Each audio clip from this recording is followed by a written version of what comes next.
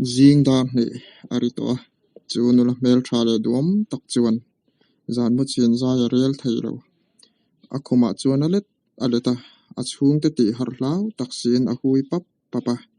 enge achunga theng tamai ni yang le a mobile phone adu kham hnuaya da chu zen rak raka a puan sin lai chuan in lukhu thate te in a phone chu han met enga a thalak hlui a hlim em lai ni te chu a thir kira chung thalaka NG nga chuan tlangwal ngau lam deuh taksapan deuh thar mai nen in holo ti hriat fashana adara bei thap chunga an thalak dun na chu a en honga a khise ya alung oi hlia ni ti chu nula mela chuan a lang thei reng ma se a en reng lai chuan a mit tui parol treu awangin a thil en lai po chu a hmu hria thei lo dan rual lovin a bianga chuan mit tui a lo sur zung sunga a mit tui chuan adu kham te chu a ti hu dap thei hial ani a rizai hnuaya chuan khobela a hmangai ber hlim tha thlir chuan a in sut lapa thei ni se chuan tra hom tak mai kha anapa a hmangai ber hlim tha chu a thlir ning thei lo a en non le thin enga tinge khuanu hian hetiang turamin duan bik niang le ti tein ama le ma a in zot fowa a chan na ero a chiang sa hele ya zong indi ve ngai lo tura duan an ma na le jing khua a lo wara nui war chungin a chung te jing tho chuak chu ni zan in mutuyem ti in chi bai lo buka zan khua khan chin khat po ching hlek lo ti reng a mela le anun dana alang chuak lo tuk thuan an kila a u nau tan kham sanga ama le anu le apa chin an la kila ani phei chuan a chokhor lai chu bar khat bak ala bar kher lawang a chokhenga chu met niapa da po dak chuak ngam lo kun deuh lap chungin kanu pasal nei hi kala in tiam lo a han ti sapa a tong zong po chuan a kut chu khur deuh dar thei hial ani a hun le ni engkim ti fel vek ani to I that na tura ti kan nia nakina chu ni la lom don ti in shri hot mai ro khatiang khan voi khat po han tong le te I hriamo lal nun kim thu pe o zoi sap le win deuh takin anu chuan a han tia mit tui ka zoi chungin a bungat ngata na ati atan ti thaya om si lo anu le pa zak tak le mual pho taka om tirin adu phot chuan anu na ti top thei ti thlengin angai tua ma se chu tiang mual pho na le za na chu anu le pa chunga thlenga chuan a phal thei lo mei chen nun nem le zoi oi tak ani na chuan a ne le thi hetianga za na mut mu mal lo na po thlan ni lai ani ta kha anu le pa in an du em tlang walin palaya tir a anin nei ni le hun tur te an tiam fela tang khan mut mu malina tu angai to lawa cho mu malina ei ngai to hek lo a taksa te chu mu theina che chaka chuti chung chuan thlen rual zinga mel hlim lawa a om mu tur om ngai lo mi ten a pasal nei tur thu an zo chang poin phur takin a changa a chung ri la ero a ton tur chu thleng ngai lo se ati ngoi thung si ni chu lo chuak to ngai lo se la ani lo bek poin wan zo la ni hiding reng bai se atana hun tiam midang ten an hlim puya atana thi ni iPhone net chung lo tur chu in her chuak thei ngai lo se la o atirgil ru bong thin atan chuan ni chu aliam vut hi ani mer mai midang te chuan hetiang hun hi an nga hlel em awangin ni te hi arei an ti ni nga ya ma selal nun kimitan hi chuan akal chakma ma lua dewani ni chena dang ta thutluk na fel fai tak siam venge angaya achung ten a mangai mi lo nei tura an ti chu mangai chop thei in bei se na pom mei don nge anun na lak mai chu ol sam zo kang le nge nianga za po don lovin a mangai em lalrin om hne na kal top mai zok don du than tur pathum bak anuna neina in hre to lo biakina anin nei tur thu puan ri te chu abenga chuan trek kla chu zetina ringa abing deuh chuk fowa pa ngai taka omatum ram thin zana lo ni a tuk ber lama chuan hoi chuakin van arsi le boruak thiang ku mai chu athira van zola arsi te le chhor thla te chuan hriat thiam pui ve ni om takin zanin kher chu an ngui nge hian a hria a tring tang chu la chuakin a hmangai ber rin anena an sak dun thin hla te chu a han sara rata amita chinga a hnung lama tang rin a chuan lo ko in lung chim tak mai hian a khabe chu a ko ki a dim te a ngat riain a beng bula thop dim sapin ka hmangai rengang che lo ti sar hian a hria chu o a hria chuan a ti har kok maya a hla sak lai sak chhun zom thailo amit tui chuan a tring tang te chu lo far hu hlapa a phone chu la chuaka a hmangai ber rin a chu a top na tan bia ka du ni hello enge ni ta angoi le wanga lan nun kimi in su pri hlop bak hriat tur om lo rin ka hmangai lutuk che sin ka hrialom ke pon ka hmangai che an ngoi dun le wanga rin engtin nge kan ti ang kimiril ru na lutuk chuan a o ma no up hian ni ber mai a chang chuan a tho chu a cham mai don te hian a in hre hiala tho an han la dun hala kim ente RC te khi mu ve em rin a chuan a han tia kimi chuan in su de hlap chungin a han tia I thabulan eng berkhinang ma ni la ke chu tha khi kan yang o rin a chuan a han tilia kimi chuan thu hote te manga mi ti hlim itum ang khan zanina chuan mi ti hlum tum sorin karil ru hi a ha tak zetani a in su le de hlapa rin a chuan ti hlum che ka tum hlei nen king thale RC te khi anin tong ngai lo ma se thla khian abula RC te khi chu a ompui rengasin chu wangin itan keipo tha ni ve ka du ni angoi le de wanga katan po RC tu om ber ni ve ta che atilia enga tinge chu tiang chu isoi nakzana mu che ka du ni kan in ton masak ber na sikul tanga khan zandar som pakhata o kimi chuan hantile rama ole kanin mudon nia an ngoi dun wanga soitur tam takan nei ma se thu tam takan soi thei si lo an o in hriat dun ringot po an thlahlel dun em thin kha an sia zan in zet chu tong chuak turin chakna a om lawani atuk zana chuan in neina boi pui tur le enge mo wangin kimite ina chuan mi an lo chuang kai zut hloma kimi po chuan pangai takin a lo chhon ve thei zela zandar som a lo rik chuan in leng te po an trin zo khat hloma kimi po apin dan lam chu mu turin apana zandar som le chan ve a lo rik chuan a chung te po an mu fel hlom to niin a hria thom din takin a room kongka chu a hong riaya dim te in pon a chuan a chuaka a hma zana rin anena anin tiam na nam chu apan ngal nala he anin tiam na sikul tlang hi kimi te in atang hian a hralutuk lova minute som kal vela hlani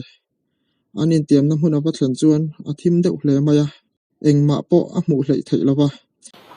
rin a chu lo hak tura in pe sei lain I lo thleng to ni mo ka lo ngak ren to che chin a chak de watang chuan rin a chuan a lo tia rang takin rin a chu apan nga la za po don thei lo rin oma chuan a bei thlopa a be tu sur ngal zunga rin engtin nge kan tiang min hril ro rin a oma bei thlop chung chuan in su thlop chungin kimi chuan a han tia rin a chuan kimi chu pom het sawa a he pet fana soi mai tur a hrebik lo kimi chuan rin itel lo chuan kadam zo lawang khongain min tlan pui mai ro tin khur dat chungin a han nge na mit tui ting piau chunga khowela a hmangai berin tlan pui mai tura a som na chu tor har a patite lulem kimi mit meng moi taka en chuan ati tak zetani ti a hailo ani poina thin lung zongin a hmangaya adu tak zetani noi lama tang kimin mit tui tla piau chunga alo mel chho reng lai chuan rin a chuan kimi biang ton a chuan adoma zoi mua ngin du tho tak se in kimi hui nau nal tak le lum ther chu a pa kimi po chuan rin hong a chuan ko in alo chang let ve ka thei lawani tu na chuan kan tlai to ni pial ra la chuan ka tha le to ngai lawang che rin a chuan a ti sapa engei soi om zia nang lo pasal ka nei lai mu thei bi kang mo ka du wanga palai lo leng an ni lova kanu te wang chawani asin I hrebe ka di mom ni kimi chuan trap deuh fai chungin a han tia rin a hian kimi tlan pui dai kha angam lawani reng lo tlan pui kha adu lutuk ma se a hma thaliam ta dai to khan kimi nu hian rin a hne na kimi hian tuna apasal tur hi rina wanga nei lawani chuan ama a in ti hlum mai tur thu alo hril to chu atinge yang tin nutlingin alawin tiam khum to ama wangin kimin anu hmangai em a chan tur chu angai ngam lawa chu mai ala ni lo kei hi nang ma wanga kalo bora la ni chuan ka fanu hian adam chungin angai dam le to ngai lawang che ti in kiminu hian a hril tel boka rina hian kimin anu hmangai zia le angai na zia hi a hrachiang le bok sia atan chuan thutlung na siam awahar salua em kiminu thu sei chau chuni se angai thiam dan poloma apa puin rina hne na hian afanu hi akal san lawa tuna apasal tur hi ama wanga anei lawani chuan afanu ni na bo to tur thu te tui thar tur thu te anin chunga chana nei to lo tur thu te alo hril ve hrek to boka chung zong chu hmangai ber kimi hmeichhia zonga om ne ber phura tan chuan aphal theilo chu tiang ril runat na phur tir ai chuan kalsana pasal nei tir mai chu thasokin a hria chu tiang tur chuan ril run na tak chungin aril ru alo siam fel vek to ani khobela ril runat na om thei zong ang hial mai phur tur chuan a hmangai kimi chu aphal theilo chu ai chuan a hmangai awanga a kian sana nga ya ni ti an hria anei luya wanga kimi ril runat na thleng tur chu ama poina hnem theilo tur khopana sa ni in a hria kim ka hmangai chia ma se he khobela hi chuan khuanu samsui kan ni velo ani kimi ko wong chungin a han tia kimi chuan rina chuan namsona minlo hmangai ve tak thine mokalo tia sin a han tia rina chuan apan na ya ko a han tuwa minlo min hnaisu atok to tuna hian ka hrathiam che min lo hmangai ve ngai reng lawani hi kimi chuan mitui luang zoi chung le thin rim phur dar chungin a han tia rina point zoom zo lo thina ni a in se ru fana kim ka hmangai che sin atong thui thei to bik lo atok te ka kalang idu angin naktu ka chuan pasal kana yang kimi in suit le hlop hlapa rin i local ve nge tur ani yang i local lawani chuan ka nei lawang biakin chunga ka hmutur che ni chu min tiam theiam tra o tria win kimi chuan a han tia rina chuan tiam har sa ti nge mai he mini kher hi chuan an khuwa om lawa zin bo te atum kha ni ya motor ticket pola fel ve to nge ya khobela a mei che mangai berin wal dang to na tiam ta te a han ti tur chu a en ngam do nim ni ma se a mangai ber tan chuan a ti ngai miu sia ole kalang a han ti pe a soi zor wal chuan kimi chu man ho takin trap chungin atlan ho hala atuk wa tria na tangin in nei na tur buai puin kimi te in le avela chuan mi an phusana sa to maya he mi zan po hian voi khat po a ching chin ei lo mo thian tur te le ama chei tu tur te jing da ria da chuan an lo in pe hle to kimi po chu fiam bor chungin an chei pa mol boka kimi ero an fiam thu a chuan nui ve sek angin lang ma se a chung ri le ro a trap thunga mol pho lo turina in sum shama in nei da ribal balte chuan kimi chu ti phuzok thei hiala mo thuam fam kim nen biak in lam an han pan lai te chuan eng kim mai hi a hil dup mai ni in a hria a in nei na hun ser chu an han tran chhota a in nei na thutiam soi tura pastor en kimi a han ti lai chuan kimi chuan pastor chu en ran chung si in pastor in a biang na chu hrelo ang mai hian ango renga angai tu na thil dang om tlatalom le mi pui lampo an nui deuh tha lama a thian nu abula ding chuan kimi chu kheu rizau zewa pastor chuan zo na ngai in nei thutiam chu azot le ta a kimi chu hoi deuh ruaya kil khatarina thu awa mu chuan mui sai deuh hlak chungin thutiam chu a cham ve thei ta a kimin in nei na thutiam a cham zo chuan rina chu a thut na ta thawa a chuak na la kimi po chuan rina chu alan thei chung chu engdang ma ngai tu lek lovin a thlir zui wonga an pahnih in kar thu zong hretu an thian rin om ber biak thana chu thin rim ru chungin chu in nei na biak ina chuan a thu ve a thian pa rin oman an in nei zuwa chi bai pa pek turat ati le kha chu a hu rana a chunga chuan enge in ziak ti po ani poina hrebik lo biak thana po hian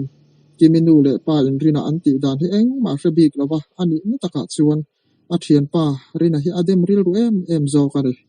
in nei na hun ser te man zo ni hnu chuan biak in tuala chuan thalak na hun te nei ani a chu ti lai chuan biak thana pawh chuan rina leh kha chu kimi chu va peru zawa a kawmah chuan pial rala tal aw ti a inziak a a hnuaiah chuan kalo ngak rengang che pial ral kawngka a ti a ziak tel bawk a chhungah chuan lehkha phek khat chauh ni lo tih hriat tak mai chhah deuh al mai hi a awm bawk a kimi pawh chuan nge ni a tu pek nge ni tih a hre chuang lo in neih lawm puin a thil pek satliah deuh mai tura ngai a lehkha kawma thu ziak pawh chu a chiar ngal bik lem hlei lova zan ani a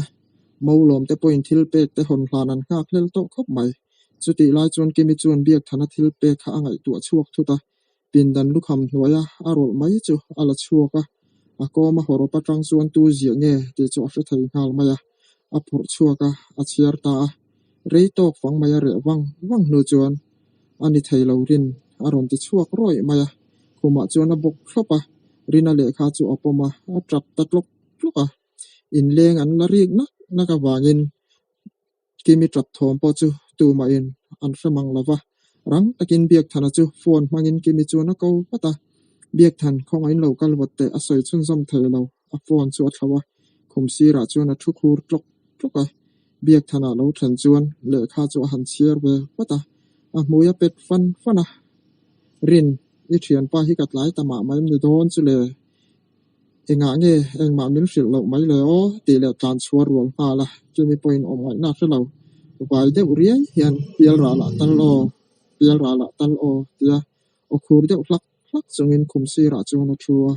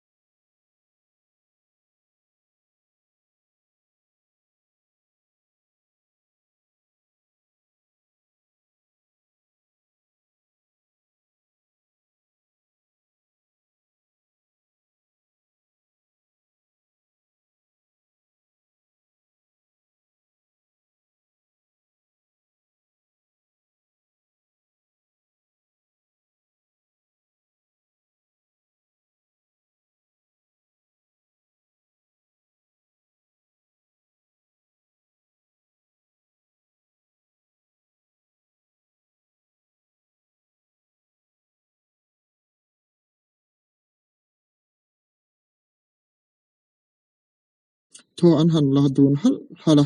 kim ente RC te khi mu ve em rina chuan a han tia kimi chuan in su deuh hlap chungin a han tia i thabulan eng berkhinang ma ni la ke chu tha khi kan yang o rina chuan a han tia kimi chuan